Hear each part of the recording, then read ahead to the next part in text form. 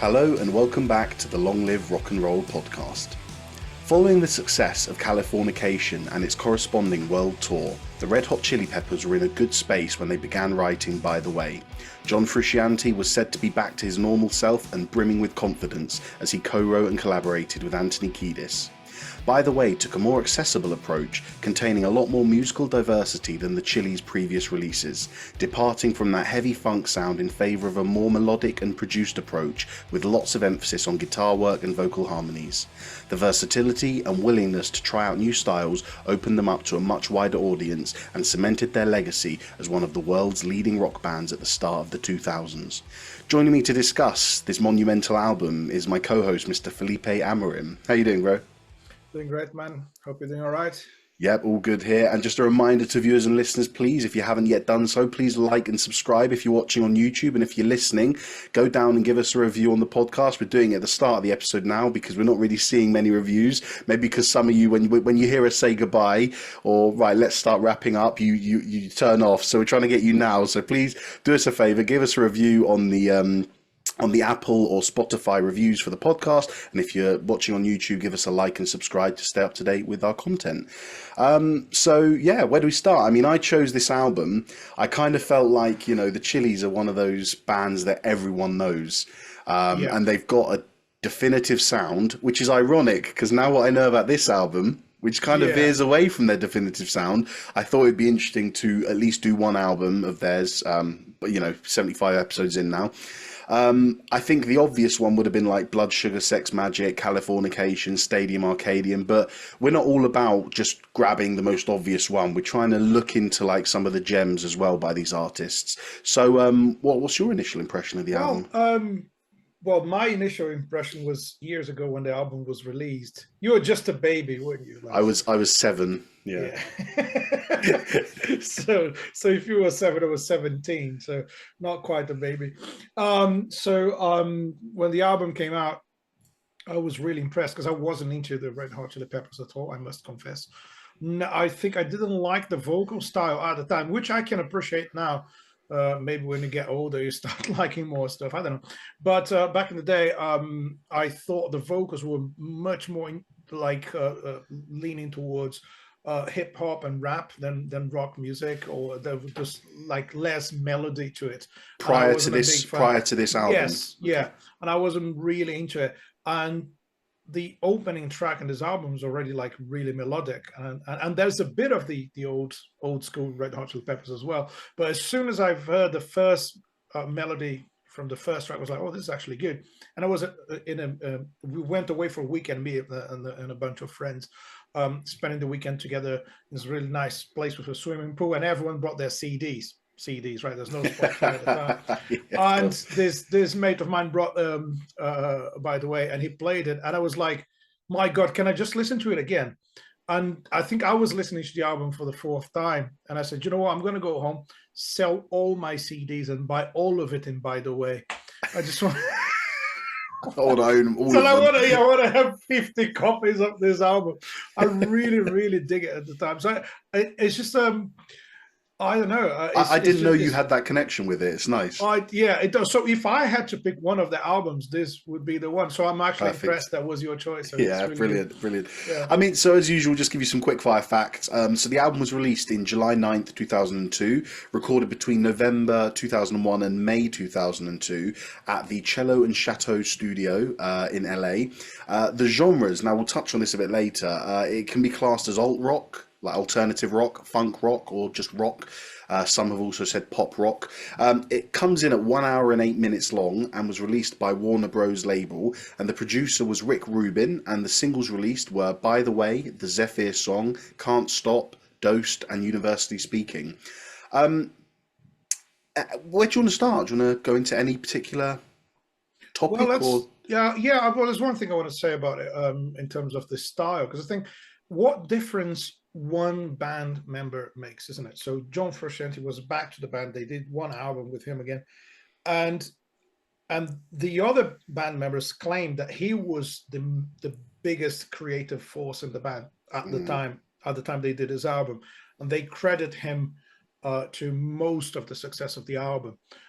So I think it's fair to say he really changed the band and brought new life to them, and it's fair to say his vocal harmonies and guitar playing they are probably the key elements of the album. And I would say that's an album. It's not a one-man album. It's a band album. There's a lot of collaboration, a lot of band spirit in it. But Frusciante is the soul of this album, in my opinion. Yeah, And that's a Rick great Rubin, the point. producer. Here's another point. Rick Rubin is a phenomenal producer. He's a guy who captures that spirit of the band and makes them sound more like themselves. And if you read his book, he's totally into the spiritual side of music and how you can find your creativity inside yourself. You don't need much. You don't need not even too much technique or whatever. You need to look into yourself and find your own reasons to create. And I think he managed to get a lot of it out of the musicians in the band, and he is also a big part of it because any album he's involved with is great. So, Yeah, he's a bit of a master, isn't he? yeah, I mean, so I actually, but both things you've touched on, Frusciante and production, I want to talk about in terms of like little sections. So let's start off with Frusciante, but you touched on most of it. What he bought, I mean, this is the part I love, okay? Frusciante himself stated that, by the way, was one of the happiest periods of his life. oh wow, That writing yeah, I read this time for him yeah. was just, and I think you can tell because the album, I don't want to like I don't want to go into too many different sections here, but lyrically, the album is quite deep.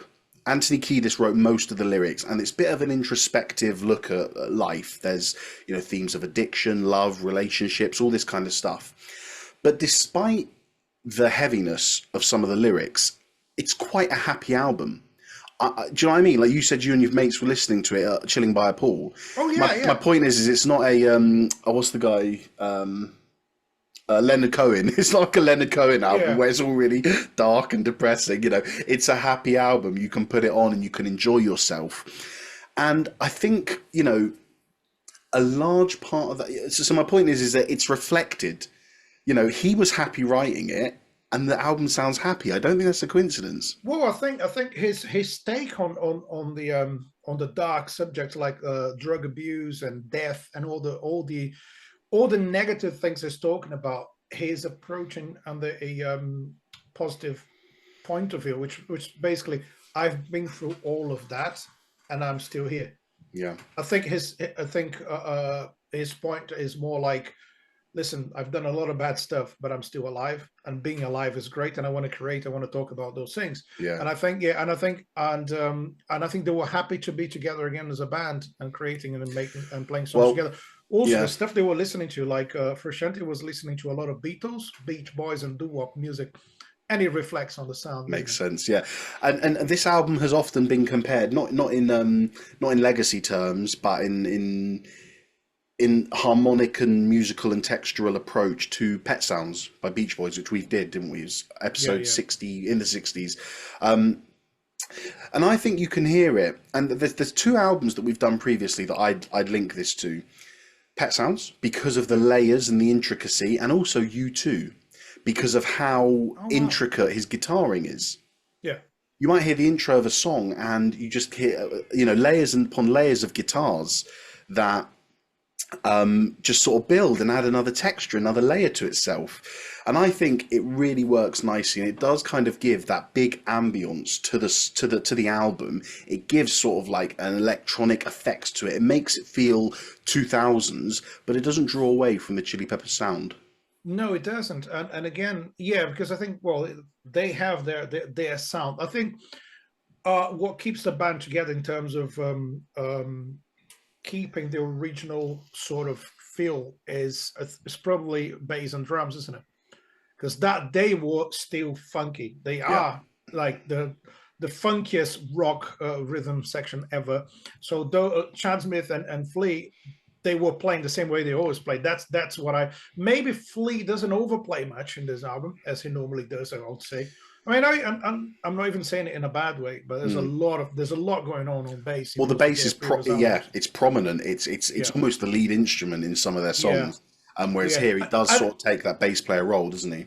Yeah, I don't know if you want. Yeah, exactly. He goes into the more like I need to play whatever the guitar and the drums need from me. But I think as well, the bass is still the heaviest instrument on the band in a certain way, because Frusciante's guitar, his guitar tone and his effects and stuff, it's not like a thick guitar sound, isn't it? No, He it doesn't go for the that. opposite. Yeah. Yeah, exactly. It's so clean. It's almost like, I don't know. Well, we talked about Mark Knopfler in the previous episode. It's more like that kind of tone for a music genre that you would normally expect something heavier. But he's really good at building the layers and making it sound as deep as it has to sound. But yeah. So the other thing he did, as I said in the intro, was that he worked really closely with Anthony Kiedis, and they kind of were really enjoying each other's company. And I think you hear that most prominently in the vocal harmonies, because I don't know if I've heard an album that is as reliant on vocal harmonies as this. And when I say reliant, I don't mean it's the best thing, and if it didn't have the harmonies, it would be rubbish. But it really does make it. And it feels like, you know, the more... I always looked at Chili Peppers as a full band, which obviously they are, but as you've said, Flea and Chad Smith kind of took more of a back seat in terms of who's most important on this album. They still did their job brilliantly. Flea still has some incredible bass lines. Chad Smith grooves brilliantly on most songs. But the highlights of the album for me are the vocals, the vocal harmonies, and the guitar work. And there are so many vocal harmonies, aren't there? You know, when you think of a normal pop rock band, they might just put harmonies in the chorus, but you get them all throughout. And the thing that I think is really important is how interesting and how musically, do I want to say complicated or technical they are? They're not normal, put it that way. It's not just, for listeners, a bit of music theory. Normally, I say normally, you know, generally, if you're writing a pop song and you want a harmony, you might just play a third up, which is a musical term, an interval of a third up, and sing that line the same. Here, it's very unusual. It's very different texturally, and sometimes the melodies don't even follow the same way. I've heard one where Frusciante swells into a note. I can't remember the song, so I won't try and emulate it. But he's a phenomenal singer. Kiedis is on a note, and Frusciante goes, and he goes like, he like joins the harmony halfway through the beat. It's really unusual, but it all works. Exactly, and I think if you're a lead singer in a band and you have a guitarist who can sing that well, that really pushes you, doesn't it? Like, it makes you more creative. If you're not the only singer in the band, and you have someone who can help you with the harmonies, also make you think think about different melodies and different paths that you can take with your voice. And I think that's another important role that Frusciante plays in the album. I think there's one thing he said about his guitar playing before Californication. Is like when he was also coming back from drug addiction and all that stuff, and he said that his guitar playing was an all-time low. His guitar technique was during really Californication. bad during Californication. Okay. So as musicians, we know, what do you do when your technique's not there? You try to find the most creative solutions for the songs you have to play. So in Californication, he was all about creating with, let's put it, less tools, fewer tools available, because he wasn't capable of playing what he normally plays. He said he was into Jimi Hendrix, but he couldn't play Jimi Hendrix at that time specifically. So his technique was like literally going down. He couldn't achieve the same sound and the same of phrasing on guitar that he could years before that. So he started taking influences from more like simple kind of music, but and then he started thinking creatively. And I think probably what happened, that's one thing he doesn't say, because there was something he said before, By the Way. So when they got to the point they started doing By the Way, he already toured with the band for a certain period of time. So his technique was probably back in good shape. And I think now he has that creative mind working in his favor, and he's got his technique, probably at his best, I would say. And I think, like you said, when Frusciante got back to his normal self, and he's got, I think the quote was brimming with confidence, having someone like Rick Rubin there, allowing the band the creative freedom to just do as they see fit and just to give them the space. I heard him talk about his interviews. He was on a Joe Rogan show, wasn't he, when he was talking about System of a Down when they wrote Chop Yeah. Suey, and just in general, his general attitude to production, and it's always just, as you said at the start, allowing the band to express their own ideas the way they feel and not trying to limit them. So with that in mind, I mean, let's give Rick Rubin some credit because he has produced quite a few Chili Peppers albums, but for this one, Rick Rubin in general, he's known as a producer, apart from what we've both just said, the clarity and the balance in his mixes are always incredible. He knows where to highlight certain things. Song to song, he might, on a certain song, let's just look, maybe like, which one was it? Throw Away Your Television. The bass is much more powerful and aggressive than in, I don't know, let's pick the Zephyr song. One of those more poppy songs. He's mixed the bass differently, and this is, I mean, that's standard for a producer to do. But my point is that Rick Rubin just has this magical touch of being able to know what to highlight on what song, and he's done it fantastically.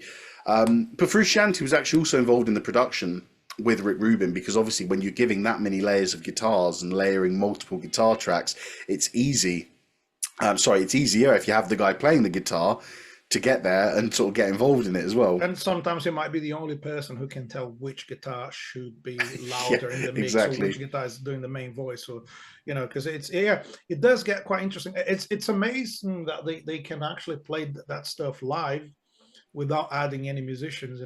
It's an interesting thing. Obviously, it doesn't sound like the record, but they've managed to sound really, really good live when they are in their best shape. And it's amazing. I think with those songs, I don't know if you have this feeling, if you know the studio track really well and you go to see a band live and they have like just one guitar, and you can kind of hear the rest of the arrangement in your head anyway. Yeah. It's almost like it doesn't matter if they're playing it or not. I think with this album, it feels like there's a lot of right. Just for some clarity as well, I'm not a huge Chili Peppers fan. Let me say that again. I like the Chili Peppers a lot, but I haven't listened to their back catalogue. I know the hits, as everyone does, but I'm not well versed in all of the songs on their previous album. But from what I've heard and from what I've read, the previous albums, they're almost a bit less reliant. Excuse me. They're almost a bit less reliant on the production and more about the idea of sounding like a band and having a jam and sounding like the band are a tight-knit unit. And whilst this is the case for By the Way, I feel this album, and also have read that this album has expanded more on production, bringing in loads more keyboards. Again, that's another Frusciante thing. Loads more keyboards, loads more synthesizing, loads more effects, loads more ambience. Like his, again, talking Frusciante again, there's loads of moments where his guitar has like an odd, unusual effect on it that just adds a bit of ambience and a bit of atmosphere. Yeah, but that's, a new dimension to their sound, isn't it, really? Just sort of opening up. It's always risky when you have a loyal fan base, as they have, and we talk about this when we're talking about Iron Maiden, that the fans expect a certain thing, isn't it, from the band, and you can only be creative to a certain point if you need to stick to your previous rules. And I think in this album they really didn't care about, let's do exactly what the fans expect, or let's do whatever anyone expects. I mean, I don't think they really cared about reactions or from people. I don't think, first of all, they didn't need to please anyone, and second, I think you have the perfect environment for being creative, so why would you try to go back to your old ways and do the same thing over and over again? Well, so bands have always got to try and evolve as well. Yeah. And I think one interesting point is the first single, I think, was By the Way, so the title track, and that song is really intense in a certain way, and I love the fact that song seems to be a conversation between the previous era of Red Hot Chili Peppers and the phase they were going through. That's a great point. They start really melodically, and then out of the blue you have this strong kind of I would say starts with what I perceive as the chorus, which is really melodic, and then it goes into a heavy, funky beat with nonsense lyrics on top of it, which is what they did best, Yeah. And it goes back and forth between those two parts. and it's kind of not so unpredictable, but very, very creative, and two different styles in one song. And they thought that that song wouldn't be commercial enough, and their management made the decision to release that one as a single. They said, like, this is not a single. This can't be a hit song. Wow. It's just too weird for a hit song. And, you know. The rest is history. Yeah. But you know what? The other song that works with is probably the other one of their most famous songs. So I don't think it's a coincidence at all. Can't Stop. Oh, yeah. I think that's the same thing, because you've kind of got that jammy funkiness to it that, as you said, the previous era, mixed with that gorgeously melodic chorus. That bass on that, it's like the world, the dun doo doo doo dun dun doo doo doo dun. Flea is just marvelous. Can't picking Stop out, beautiful, isn't it? An incredible song. Can't Stop. Just one thing about Can't Stop. There's a really nice bridge that feels like a reggae. Yes. Beat, yeah. And that comes in the perfect time. It's when you kind of like when you go into the song and you can predict what part comes next. They throw that bridge and it's like, whoa, something. There's something here that I haven't heard before, and it's reggae. You know, I feel it like a reggae, although the drums are not playing like reggae. Yeah, the guitar definitely is, and Flea's groove as well. Yeah. On that song, what I thought was really interesting. It's one of those songs that I mean, you and me have played it because how many functions have we done where you play that song? Yeah. But listening to it and analysing it, what really interested me is how intense the song is. Mm-hmm. Because you get that lovely little break with the chorus, as I said, but the rest of it, it's so intense. And I don't think I've ever heard a song that stays as intense until the very end. Even when you're 10 seconds from the end, the song's not starting to fade out. It's not like the song's winding down. He's still shouting, "Your image in the dictionary." Yeah. And it's right until the very last second. And I thought it was just so unusual. He can't stop. Well, but that's I think the whole point of the lyrics is, it feels to me like I read a few articles about it as well. It's about that energy that every person has inside them, and you just got to put it out somehow. You know, for some people it's through art. Yeah. And so it's very spiritual in a certain way. It's about, like, you know, you can't stop the gods from engineering. It means like all the forces that guide in the universe, they don't stop. They will never stop. So you have those things inside you and you can't control them. Or you can, but do you really want to do it? You know, I think they letting those forces that energy speak louder than anything else. So that's really and if what you've said is true, then that song perfectly captures that, doesn't it? Yeah, it's really intense, as you said. Apart from the bridge, like, okay, let's calm down for a bit, and then go back to the intensity of the lyrics and melody. Yeah. Do you want to stay on the lyrics? Because I know you're always the lyric man. Well, in terms of, should we talk about the lyrics? Yeah. Good little segue into the lyrics. Any lyrics you want to talk about? No, and just in general. I mean, I mentioned in the near the start that, you know, they're way more personal. As you said, they're a bit mumbo jumbo in the previous albums, where they just sort of sing any old crap just to have a you know, go with the attitude of being this crazy band. But I wonder if Frusciante coming into the lyrics kind of helped settle it a bit more, because, as you said, there was, you know, Frusciante brought his own problems, you know, lyrically speaking, to the lyrics. But they just feel, you know, you've got themes of love, relationships, addiction, self-reflection. It just feels a bit more mature than previous works, as you're talking about. And what I like is that you've got a variety of moods and tones going through the album, because like you said, you've got the upbeat, can't stop the world, you know, can't stop with, you know, the world sometimes has this energy. And then you've got songs that are much more melancholic and reflective, kind of like, I don't know, Venice Queen, just one of them. And it's just nice because the album doesn't go back and forth. Like, oh, that's obviously a happy song, that's obviously a sad song. The lyrics still feel like a consistent constant. Yeah, I think there's a certain depth to the lyrics that is, as you said, for me it stays the same in a good way throughout the whole album. Yeah, it's like they never go too deep, but it's never superficial. So it's like, we're going to talk about love and life and death and things that can get quite deep and dark, but they don't let it go to the point you start to be concerned about, like, whatever problems you have. It actually makes you think about, you know what, you can do well in life regardless of what problems are facing you at the moment. So it's I think it's a very positive take on life in general. I really believe that's what they do. And again, yeah, there's quite a lot of songs that clearly mention drug abuse, and I think that's one message they kind of trying to deliver. Like this, those experiences were not good for us, and we've managed to stay alive and get out of it and do something good out of it. Yeah. So I think it's a really positive message. Anthony Kiedis was actually on a Joe Rogan episode a few months ago. Oh, really? It was fantastic. It was brilliant, like a really good episode, that one. He's just a really interesting character. He very much is, yeah, exactly. Excellent, cool. All right, well, do you know what? Let's talk about the music then, because there is, as we said as we said near the start, this isn't one of the groundbreaking rock albums of the 21st century. It's not like it pioneered this and it innovated that.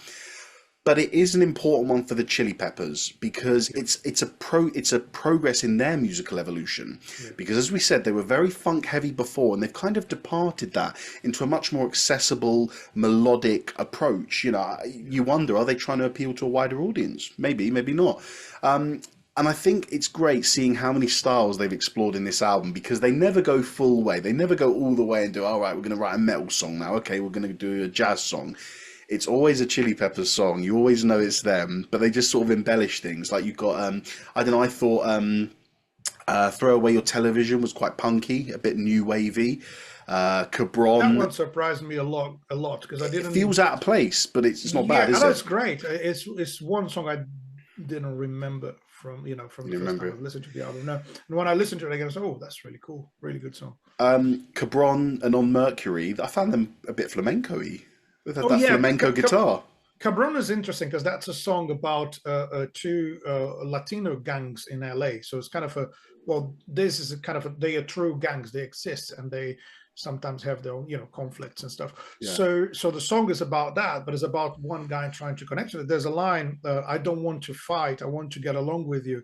So I think they're talking about the human conflict, and sometimes someone just wants to connect and not. And they don't want to start a fight, but they can't avoid it, and it ends up happening.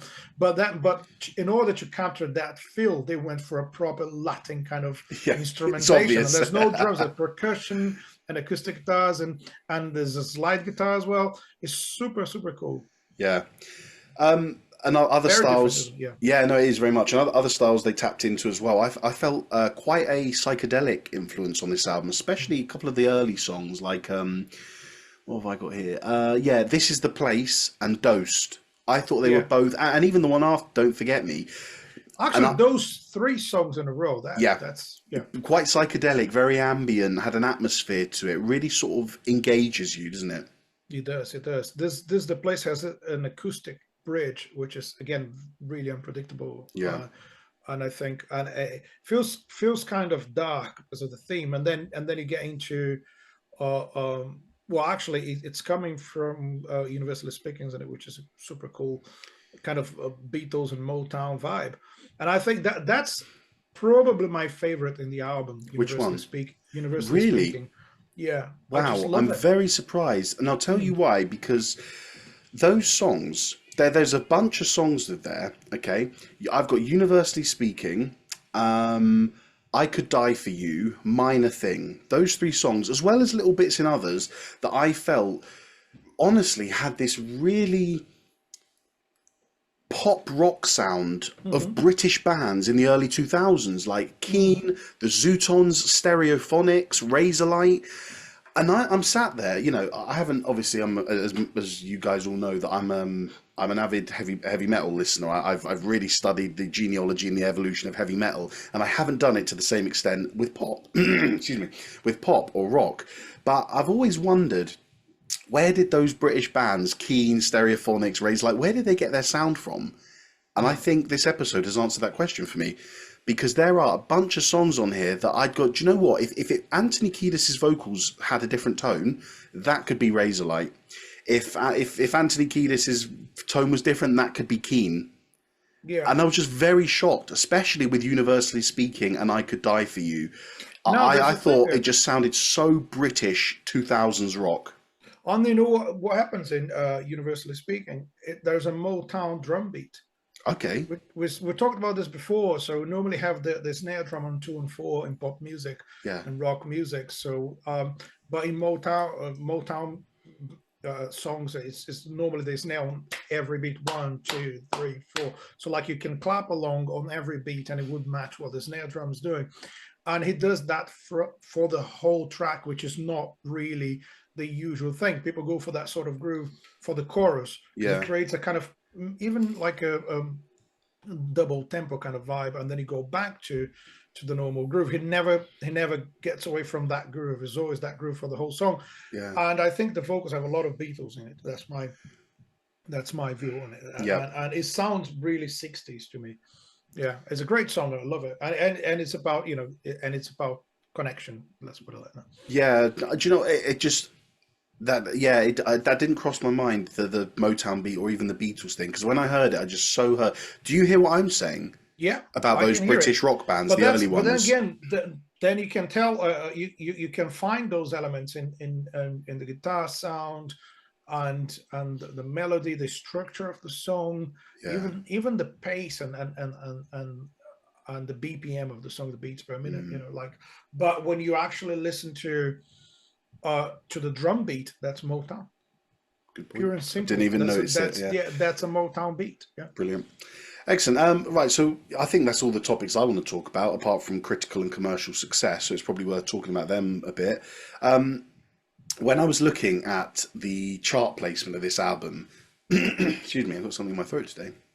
Now it's obvious because Chili Peppers were already an established band by this point, so it's no surprise that they charted in so many countries. But what is a surprise, or was for me, is they were number 1 and 2 in nearly every European country.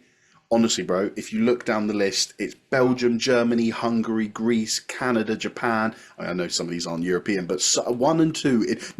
Japan was the only one where they were number 4. The rest was number 1 and 2. So in Europe, they've made it 1 and 2, and then the rest of the world still like top 5, isn't everywhere, it? yeah. Yeah. But maybe this... Sorry, go on. Yeah, maybe they found a more universal sound with this album. As I said, maybe... if they were trying to appeal to new audiences or not, probably we will never know. But the thing is, they've managed to reach a wider audience without alienating the true fans. Absolutely. You're absolutely right. They've got enough of what they did before in it to sort of keep the old fans happy, but there's such a big diversity in the new stuff. And you've got to think the radio play that the likes of By the Way, the Zephyr song, Can't Stop, but the radio play they got put them into such a wider audience, a wider market, that so many people heard it, just instantly loved it. The album actually is ranked number 304 in the Rolling Stones 500 Greatest Albums of All Time. Now, it is the only one of those lists it made onto, because I don't think most lists go above like 250, do they? So I don't think it's normally in, but it's significant, isn't it? And it is a big step, not stepping stone, it's a big step in the Chili's career. Yeah. Yeah, it is. Yeah, I think they can I put it, they've managed to add to that sound. They didn't change. They haven't lost anything, have they? They haven't lost anything. They're just like bringing back some elements and adding a lot of the new influences, which are nothing new. Actually, they were listening to really old stuff, but kind of finding more information inside the same stuff they used to listen to.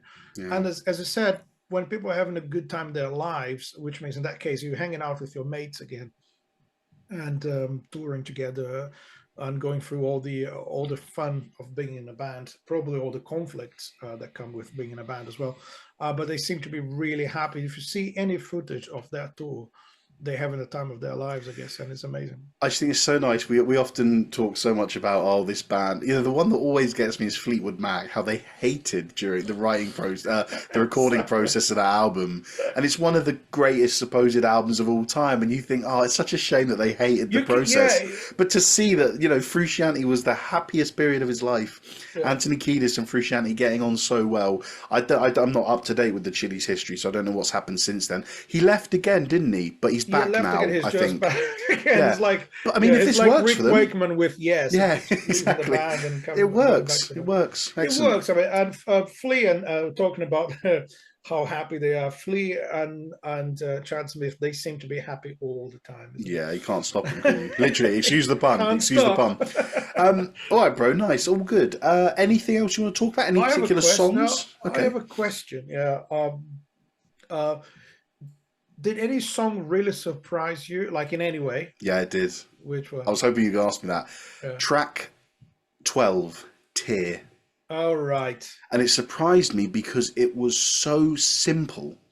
It's There's one only of the keyboards and songs. drums on the verse, I guess. But even the keyboards, I don't want to get it wrong, so I'm just going to play it quickly just to remind myself.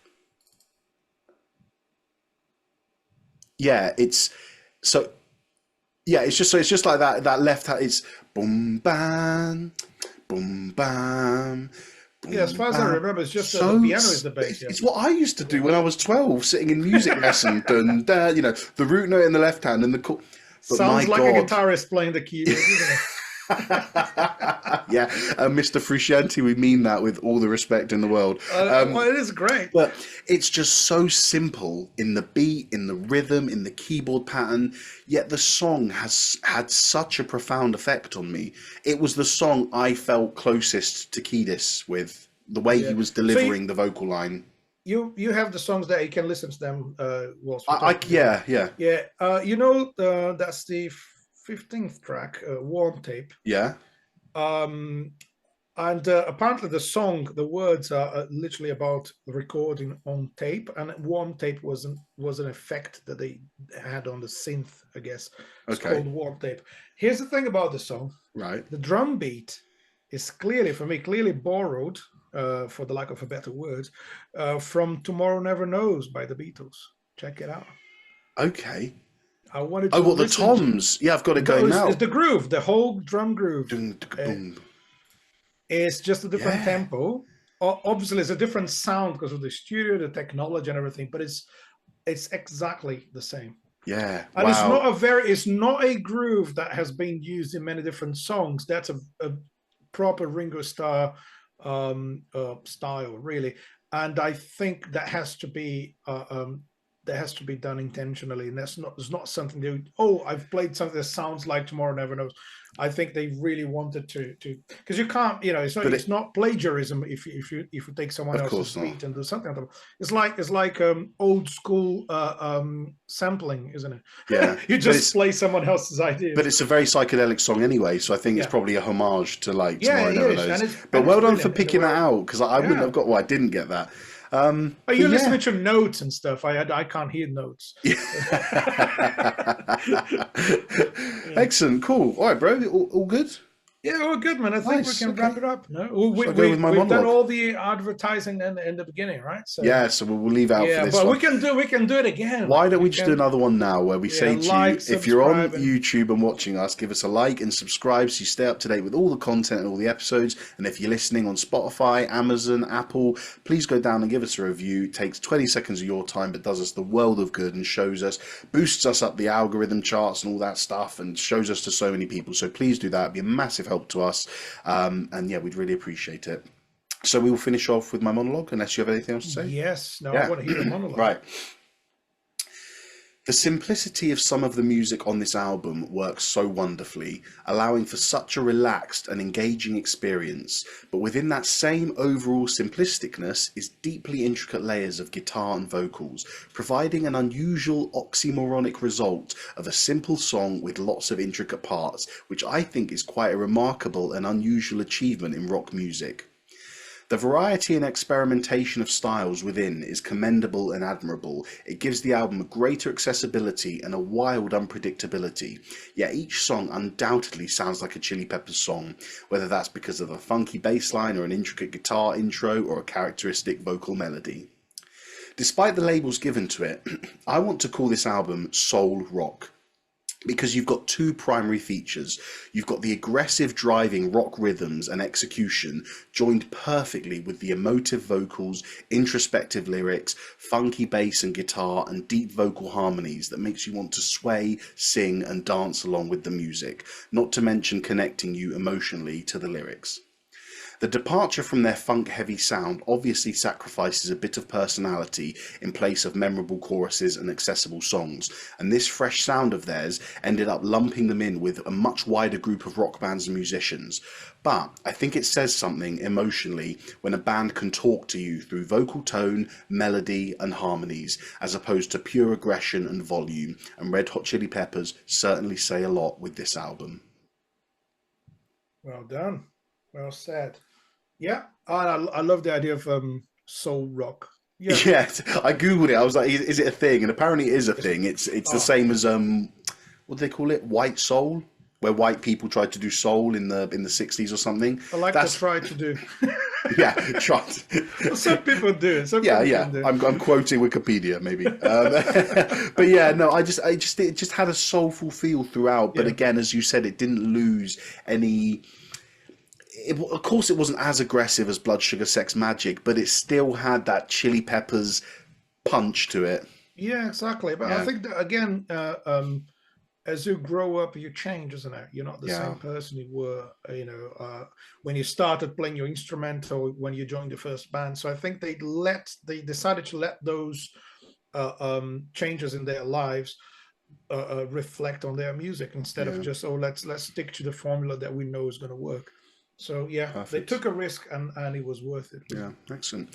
Cool. All right then, so we don't need to do any outro today. We'll just say thank you guys very much for joining us, and we'll see you next time. Yeah, thanks for being with us one more time. Keep on rocking, everyone, and don't do anything else. As usual, guys, take care and long live rock and roll.